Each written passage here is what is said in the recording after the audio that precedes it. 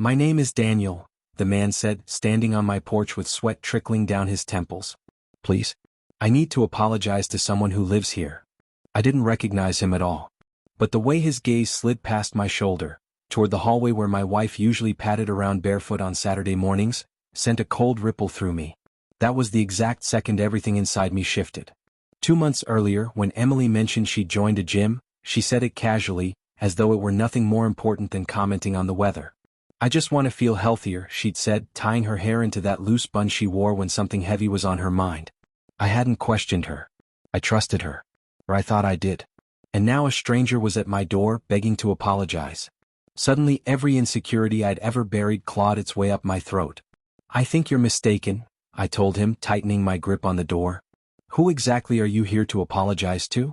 His eyes met mine and crumpled. Shame, regret, maybe both. Emily, he breathed. The world tilted. I stepped outside and let the door fall shut behind me. Start explaining, I said quietly. Right now. He swallowed. I didn't know she was married. I swear. She never said anything. A dull ringing started in my ears. My fingertips went numb, like my body was refusing to feel what the words meant. What are you apologizing for? I finally managed. He looked away, then back at me. We had something. At the gym. His voice cracked. I had no idea she had a husband. It was like the air drained out of my lungs. But instead of shouting or breaking down like the movies always show, I just stood there, motionless, as he unraveled. He kept repeating that he didn't know she was married, but I barely heard him. I was trapped inside the timeline he unknowingly mapped out. The late nights she said were cool downs. The unexplained scent of cologne she brushed off. The weekends she claimed she needed time to herself. I wanted to ask 100 questions and yet none at all. In the end he said, I'm really sorry, and left. I watched his car roll down the street and disappear. Only then did I let myself breathe again. When I stepped inside, Emily was in the kitchen pouring cereal like it was any normal morning. She smiled. You're up early. I just stared at her, her soft tea, her bare feet, the way she tapped her spoon against the bowl without thinking. How was the gym yesterday? I asked. She blinked. Good. Why? Just wondering. Her first lie of the day. I didn't confront her yet. I needed to understand everything before I dragged it into daylight. The days that followed felt muffled, like I was moving through water. She kept her phone on her constantly. Her gym bag stayed zip tight. Her smiles felt thin, forced, or maybe they always had been and I'd never noticed. One night she dozed off on the couch. Her phone buzzed. A name I didn't know flashed on screen. Can we talk? This doesn't feel right.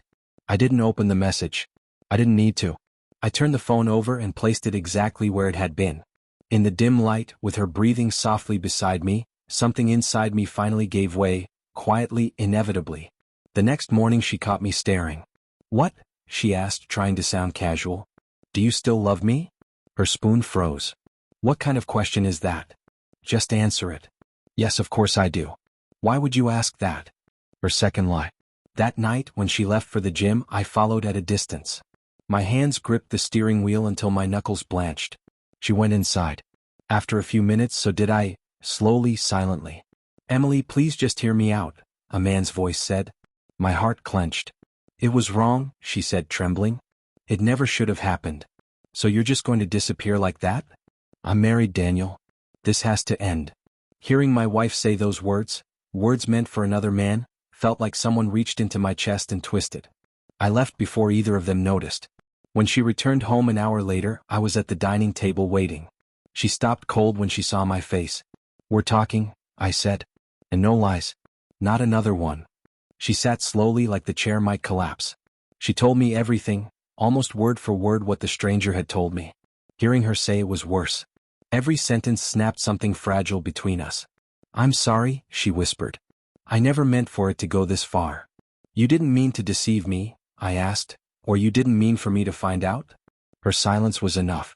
And strangely, the worst part wasn't the cheating, it was realizing she'd checked out long before I had any idea. When she finished, I stood. I didn't yell. I didn't break anything. I just breathed. I don't know what happens from here, I said. But it won't ever be what we had. Her voice trembled. Can't we fix this? I looked at her and saw someone who wanted comfort, not accountability.